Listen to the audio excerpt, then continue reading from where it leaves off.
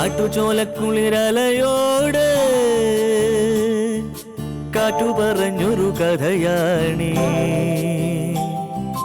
കുരുന്നുപൂവിൻ കവിളുരുമി കരിവൻ തോതിയ കഥയാണീ. കാട്ടുചോലക്കുളിരലയോട് കാറ്റു പറഞ്ഞൊരു കഥയാണീ. കുരുന്നുപൂവിൻ കവിളുരുമി കരിവൻ തോതിയ കഥയാണീ. കഥ കഥ കഥ കാക്കത്തൊള്ളായിരം, കഥ കഥ കഥ കാക്കത്തൊള്ളായിരം.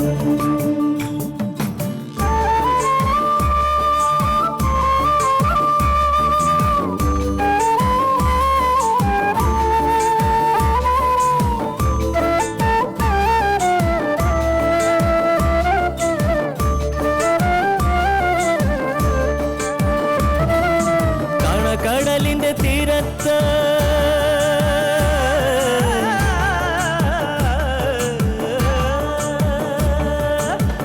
കടലിന്റെ തീരത്തണയണ തിരകൾ പറയണ കഥയാണ്. കായലോളത്തിലെ കളിയോടം കണ്ട കന്നിനിലാവിന്റെ കഥയാണ്. പടവരമ്പത്തെ പുൽനാമ്പിനോട് പുലരി പറഞ്ഞൊരു കഥയാണ്.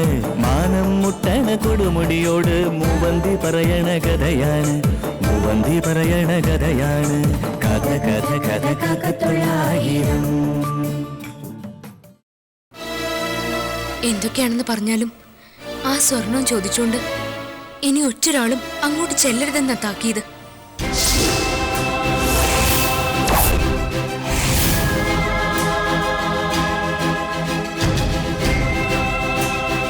ഇനി അത് കിട്ടാത്തതിന്റെ പേരിൽ ഇവിടുന്ന് ഇറക്കി വിടുകയാണെങ്കിൽ അങ്കിളുടെ വീട്ടിലേക്ക് തിരിച്ചു ചെന്നോളാൻ പറഞ്ഞു.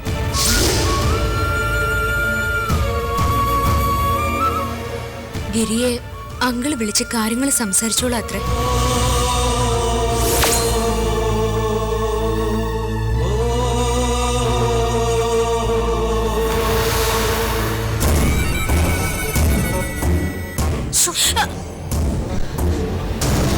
മനുഷ്യനെ പേടിപ്പിക്കാൻ പുറകിൽ വന്ന് നിൽക്കുന്നു, എന്നിട്ട് ബാക്കിയുള്ളവർക്ക് സി ഡി എന്നുള്ള പേര്. കഷ്ടം.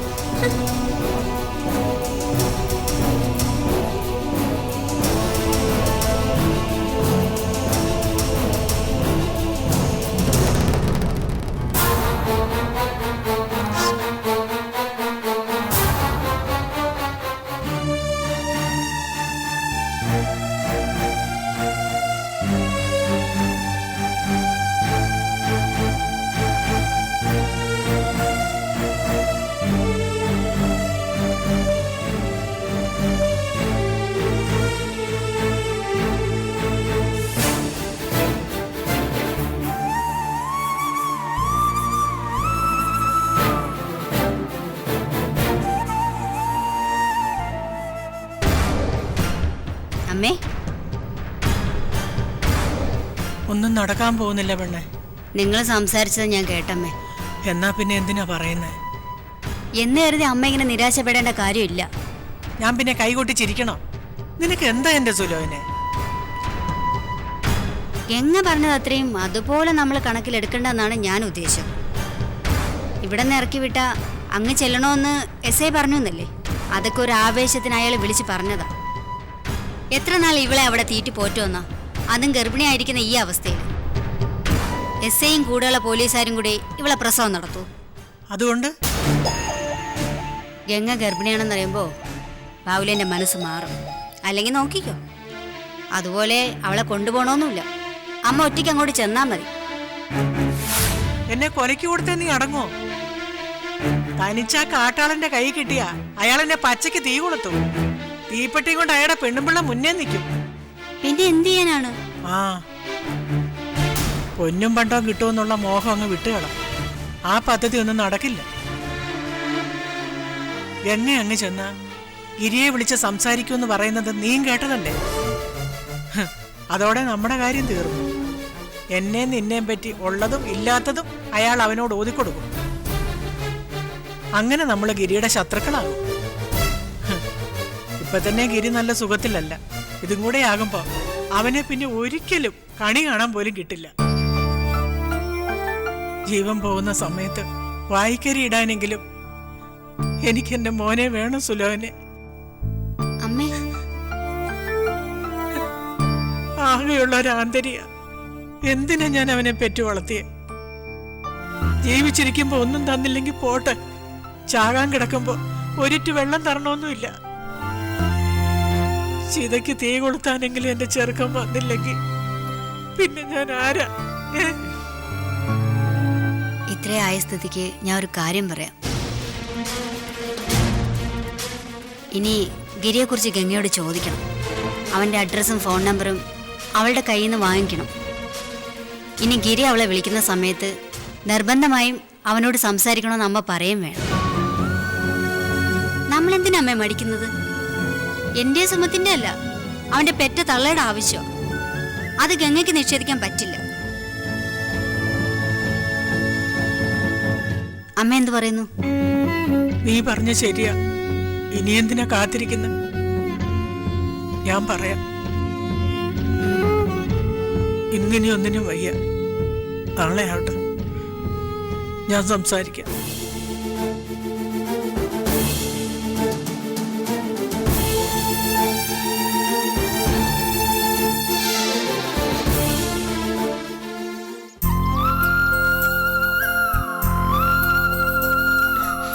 ഇനി പെട്ടെന്നൊരു ആക്രമണം അമ്മയുടെ ഭാഗത്തു നിന്നുണ്ടാവില്ല. സുലോചന ചേച്ചി ഒന്ന് ഒതുങ്ങും. കാരണം പഴുതടച്ചാണ് ഗംഗ സംസാരിച്ചത്. അന്നേരം നാവിന്മേൽ അങ്ങനെ തോന്നി. ഭാഗ്യായി.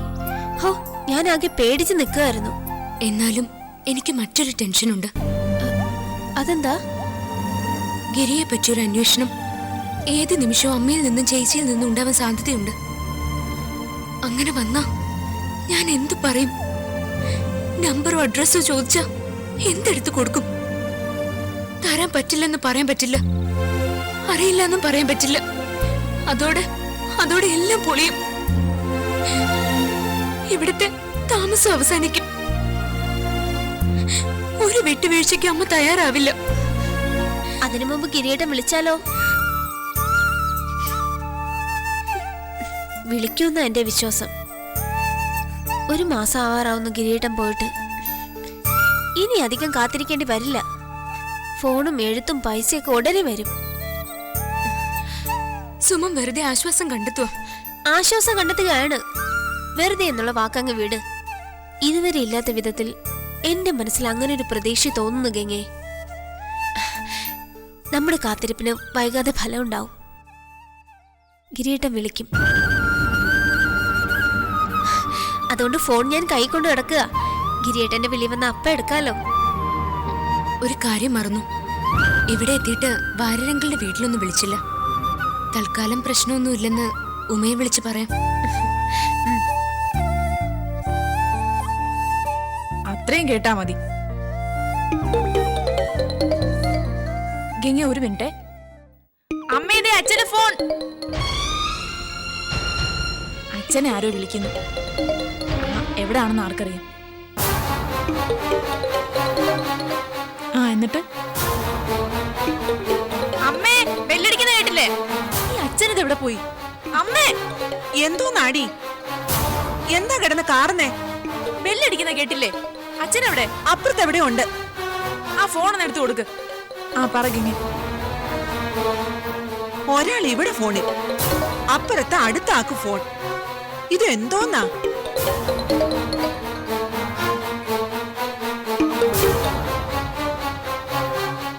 ഞാൻ എടുക്കാൻ കാത്തു നിൽക്കുമായിരുന്നോ ബെല്ല് നിൽക്കാൻ? ആരാ ഇത്ര ആക്രാന്ത പിടിച്ച് വിളിച്ചത്? ഓ, ദേവിക ടീച്ചർ. ഇവരെന്തിനാ കൂടെ കൂടെ വിളിക്കുന്നത്? ഈ സമയത്ത് ബാങ്കിലാണെന്ന് അറിഞ്ഞുകൊണ്ടുള്ള കോളാണല്ലോ.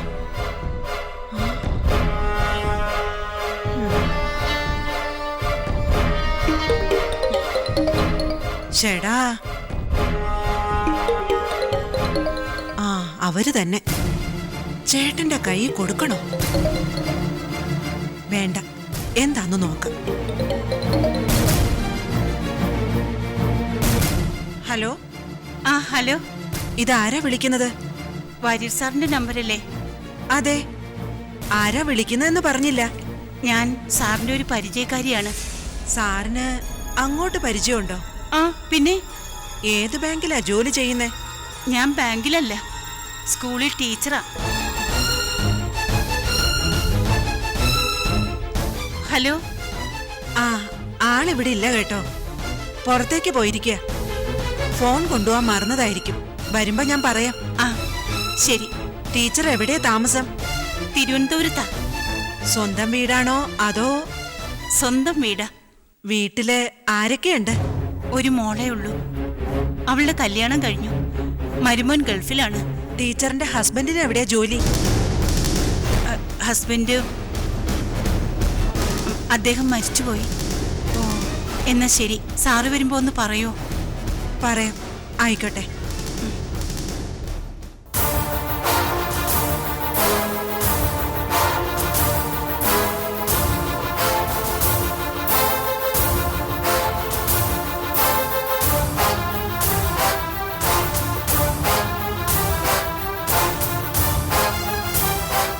ഭർത്താവ് മരിച്ച സ്ത്രീ, ഒരു മോളെ ഉള്ളു താനും. ഇത് വെറും ഒരു പരിചയം മാത്രമാണോ?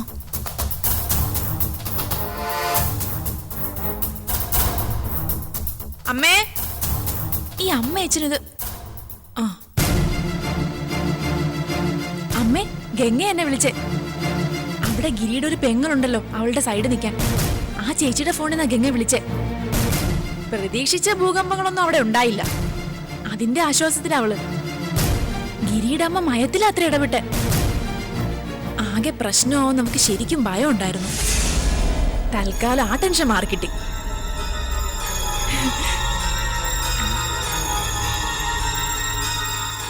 അമ്മയ്ക്കിതെന്തു പറ്റി? സാധാരണ ഗംഗയുടെ കാര്യം പറയുമ്പോ ഇങ്ങനെയൊന്നും അല്ലായിരുന്നല്ലോ. എന്നേക്കാൾ താല്പര്യത്തോടെ ശ്രദ്ധിക്കാറുള്ളതല്ലേ. ഇപ്പൊ എന്താ ഇങ്ങനെ? അമ്മേ, ഞാൻ പറഞ്ഞത് വല്ലതും കേട്ടോ? ഗംഗ വിളിച്ച കാര്യമല്ലേ? അപ്പൊ കേട്ടു. എന്നിട്ടെന്താ ഒരു ഉത്സാഹം ഇല്ലാത്ത? ആ കുട്ടിക്ക് അവിടെ പ്രശ്നമൊന്നും ഇല്ലെന്നല്ലേ പറഞ്ഞത്? പിന്നെന്താ, എല്ലാം പരിഹരിച്ചില്ലേ? പരിഹരിച്ചെന്ന് പറയാൻ പറ്റില്ല. ഗംഗയും ഗിരിയും തമ്മിൽ കമ്മ്യൂണിക്കേഷൻ ഉണ്ടെന്നാ അവരുടെ എല്ലാം വിചാരം. സത്യത്തിൽ അങ്ങനെയല്ലെന്ന് അറിയുമ്പോഴാ കുഴപ്പം. അതുവരെ എല്ലാം ഓക്കെയാ. അത്രയും സമാധാനമുണ്ട്. അച്ഛന് ഫോൺ എടുത്ത് കൊടുത്തായിരുന്നോ? കൊടുക്കാം കൊടുക്കാം, ഇപ്പൊ തന്നെ കൊടുക്കാം. ഈ അമ്മ ഇതെന്തൊക്കെയാ പറയുന്നേ? ഒരുമാതിരി ദിവാസ്വപ്നം കാണും പോലെ.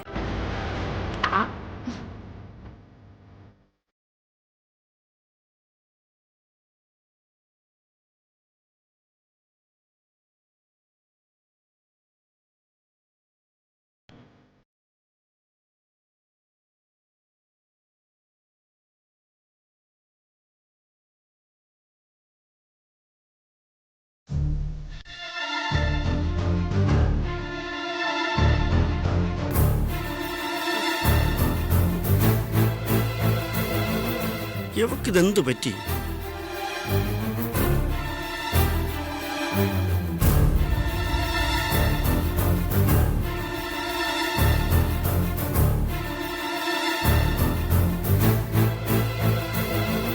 ദേവിക ടീച്ചർ ഏത് ബാങ്കിലാ ജോലി ചെയ്യുന്നെന്നാ പറഞ്ഞേ? എന്താ? അന്ന് വിളിച്ച ദേവിക ടീച്ചറേ, ഏത് ബാങ്കിലാ ജോലിയെന്ന്. ദേവിക ടീച്ചർ രുക്മിണി എന്താ അങ്ങനെ ചോദിക്കുന്നേ? വെറുതെ ഒന്ന് അറിഞ്ഞിരിക്കാനാ. അവരിപ്പോ പായിപ്പാട്ട് SBI എന്നാ തോന്നുന്നത്. ഉറപ്പാണോ? അങ്ങനെയാ എന്റെ ഓർമ്മ.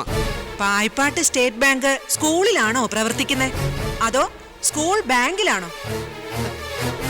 എന്തൊക്കെയാ താനീ ചോദിക്കുന്നത്? എന്തൊക്കെയാണെന്നാ എനിക്കും അറിയേണ്ടത്. ആരാ ഈ ദേവിക ടീച്ചർ? ഞാൻ നേരത്തെ പറഞ്ഞല്ലോ. അത് നുണ. സത്യമാണ് എനിക്ക് അറിയേണ്ടത്. പള്ളിക്കൂടൻ ടീച്ചർ ഒറ്റ ചാട്ടത്തിന് ബാങ്ക് ജോലിക്ക് കയറിയെന്ന് കേട്ടപ്പോഴേ എനിക്ക് സംശയം തോന്നിയതാ. രുക്മിണി, ഇപ്പോഴും അവര് ടീച്ചറായിട്ട് എല്ലാവരും കാണുന്നേ. നിങ്ങൾ എങ്ങനെയാ കാണുന്നത്? ആരെ തന്നോട് ഈ ആവശ്യമില്ലാത്ത കാര്യങ്ങളൊക്കെ പറഞ്ഞത്? അതിനർത്ഥം ആവശ്യമില്ലാത്ത എന്തൊക്കെയോ കാര്യങ്ങൾ ഉണ്ടെന്നല്ലേ? ഇതെന്തൊരു കഷ്ടമാ. മഹാ കഷ്ടമാ. ദേ, എനിക്ക് ഉദ്യോഗമില്ല എന്ന് വെച്ച് തീരെ മണ്ടിയൊന്നുമല്ല. എന്താ സത്യമെന്ന് എനിക്ക് അറിയണം. എന്റെ രുക്മിണി, മാധവും മാഷുമായിട്ട് മാഷുമായിട്ട് അല്ല, അത് പിന്നെ എന്താണെന്ന് പറഞ്ഞേ. മാധവ മാഷുമായിട്ട് പണ്ട് ഈ ടീച്ചർ ജോലി ചെയ്തിട്ടുണ്ട്. അങ്ങനെയുള്ള പരിചയമേ എനിക്കുള്ളൂ. മാഷ അവരെ എനിക്ക് പരിചയപ്പെടുത്തുന്നത്. ആ പരിചയം പിന്നെ അങ്ങ് വളർന്നു. ഇല്ല വചനം പറയാതെ. മാധവേട്ട മരിച്ചു പോയത് കൊണ്ട് ഇനിയത് തെളിയിക്കാൻ പറ്റില്ലല്ലോ. അതുകൊണ്ടാ ആ പാപത്തിനെ ഇതിനിടയിലേക്ക് വലിച്ചിട്ടത്. ദൈവദോഷമാണ് കേട്ടോ.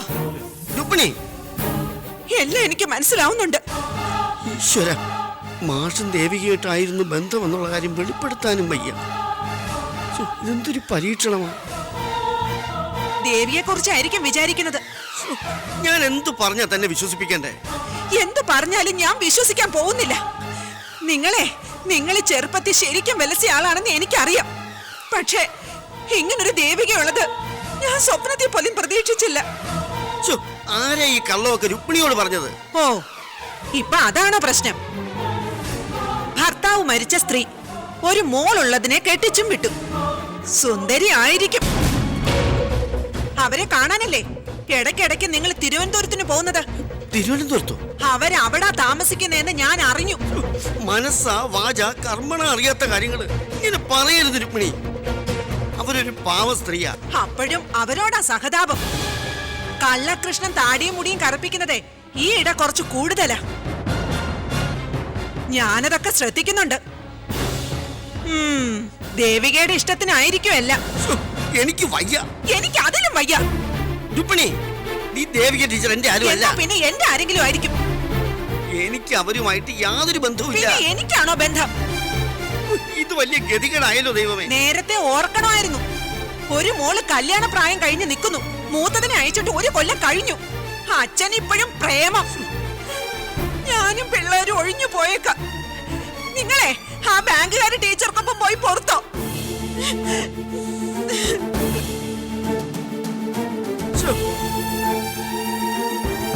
എന്റെ ദൈവമേ, ഇത് വലിയ ചതിയായി പോയല്ലോ എന്റെ മാധവ മാഷേ.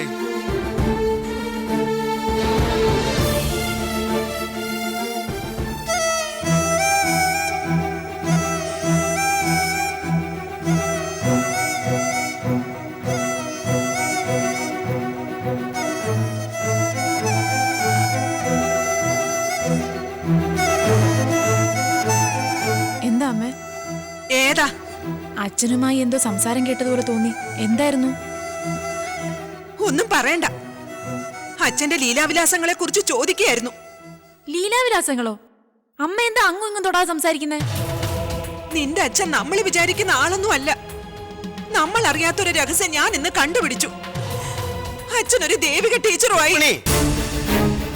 ആവശ്യമില്ലാത്ത കാര്യങ്ങൾ താൻ പറഞ്ഞുണ്ടാക്കരുത്.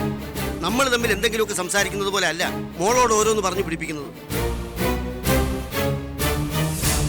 ആവശ്യമില്ലാത്തൊന്നും ഞാൻ പറയുന്നില്ല. മക്കളും അറിയട്ടെ അല്ല. ദേവിക ടീച്ചറുടെ പേര് പറഞ്ഞപ്പോഴേ അച്ഛന്റെ ഭാവമാറ്റം ഉമ ശ്രദ്ധിച്ചോ? ഈ പേരമ്മ നേരത്തെ എന്നോട് പറഞ്ഞിട്ടുള്ളതാണല്ലോ. ആരാ അമ്മ ഈ ദേവിക ടീച്ചർ? ദാ നിൽക്കുന്നു. ചോദിക്ക, പറഞ്ഞു തരും. കേട്ട് മനസ്സിലാക്ക.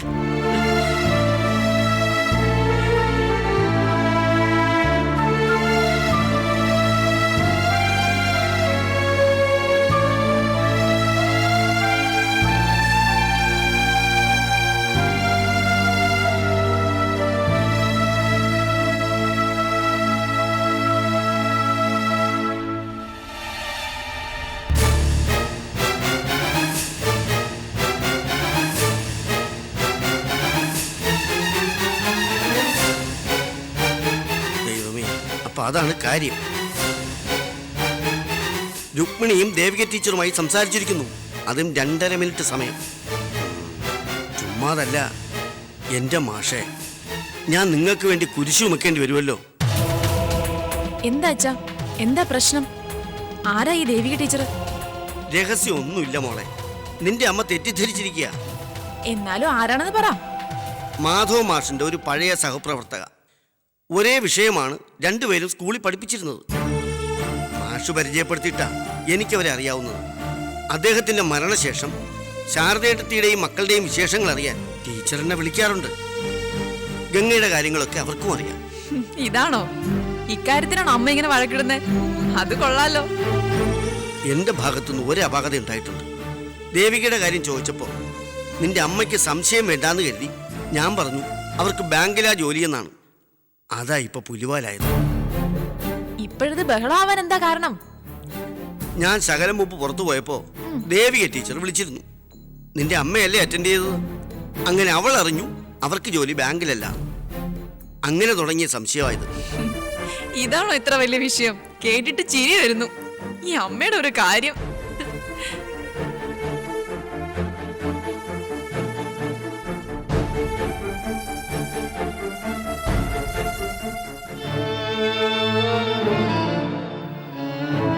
അമ്മേ, ദേവിക ടീച്ചറിനെ പറ്റിയായിരിക്കും ആഞ്ഞു പിടിച്ച് ചിന്തിക്കുന്നേ. കൊഞ്ചാതെ പൊയ്ക്കോ അവിടുന്ന്. എന്റെ രുക്മിണി വാരസിയാരെ, പാവം പിടിച്ച എന്റെ അച്ഛനെ കുറിച്ച് ഇങ്ങനെ ചിന്തിക്കാൻ എങ്ങനെ മനസ്സ് വന്നു? പാവം പിടിച്ച ഒരച്ഛൻ എന്നെ നിന്നെയൊക്കെ പറ്റിക്കുക. ആദ്യം ഫോൺ വന്നപ്പോ എന്തായിരുന്നു അഭിനയം. ഇപ്പൊ കൈയോടെ കള്ളത്തരം കണ്ടുപിടിച്ചപ്പോ അതിലും വലിയ അഭിനയം. മരിച്ചുപോയ മാഷിനെ പഴിചാരി രക്ഷപ്പെടാൻ നോക്കുന്നു. എന്റെ അമ്മേ, ഇങ്ങനെ അങ്ങ് പാവായാലോ? ഞാൻ പാവമായതുകൊണ്ടായിരിക്കും കൂടുതൽ സാമർഥ്യമുള്ളവരെ കണ്ടുപിടിച്ചത്. നീ ഇക്കാര്യത്തിൽ അങ്ങേരുടെ സൈഡ് പിടിക്കല്ലേ ഉമേ. ഞാൻ നിന്റെ ചേച്ചിയെ വിളിച്ച് വിവരം പറയാൻ പോവുക. അവളും അറിയട്ടെ. അമ്മ എന്തറിഞ്ഞിട്ടാ? ഞാൻ അച്ഛനോട് സംസാരിച്ച് സത്യം എന്താണെന്ന് മനസ്സിലാക്കി. അച്ഛൻ എല്ലാം പറഞ്ഞു. ശാരദ ആന്റിയുടെയും ഗംഗയുടെയും മറ്റും വിവരങ്ങൾ അറിയാൻ ആ ടീച്ചർ വിളിക്കുന്നേ. അതേന്ന്, അച്ഛൻ അങ്ങോട്ടല്ലല്ലോ, അവരിങ്ങോട്ടല്ലേ വിളിക്കുന്നേ. അതിലെന്തെങ്കിലും കള്ളത്തരം ഉണ്ടായിരുന്നെങ്കിൽ അച്ഛൻ ഫോൺ ഇങ്ങനെ അലക്ഷ്യമായി മേശപ്പുറത്ത് വെച്ചിട്ട് പോവോ? അതിലാ ടീച്ചറിന്റെ പേര് ഫീഡ് ചെയ്യോ? അത്രയും ആലോചിക്കാത്ത എന്താ? ഈ പ്രായത്തിൽ അച്ഛനെ പറ്റി ഇങ്ങനെ ചിന്തിക്കുന്നത് ദോഷമാ. നമുക്ക് വേണ്ടി ജീവിക്കുന്ന അച്ഛനെ ഒരു കാരണവശാലും അവിശ്വസിക്കേണ്ട കാര്യമില്ല.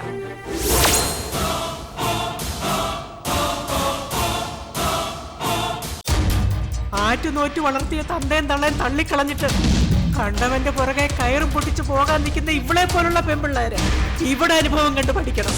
എല്ലാ ചോദ്യങ്ങളും ഉയരുന്നത് ഇവളുടെ ആത്മാഭിമാനത്തിന് നേരെയാണ്. ജന്മം കൊടുത്ത തന്തേം തള്ളേം കുരുതി കൊടുത്തവളാ ഇവള്. ഈശ്വരൻ പോലും ഇവളോട് പൊറുക്കില്ല. എല്ലാ ചൂണ്ടുവിരലുകളും ഉന്നമിടുന്നത് ഇവളുടെ നിലനിൽപ്പിനെയാണോ? അത്രയ്ക്ക് അപരാധിനിയാണോ ഈ കുട്ടി? എന്നെങ്കിലും ഇവളുടെ ദിവസം വരാതിരിക്കില്ല.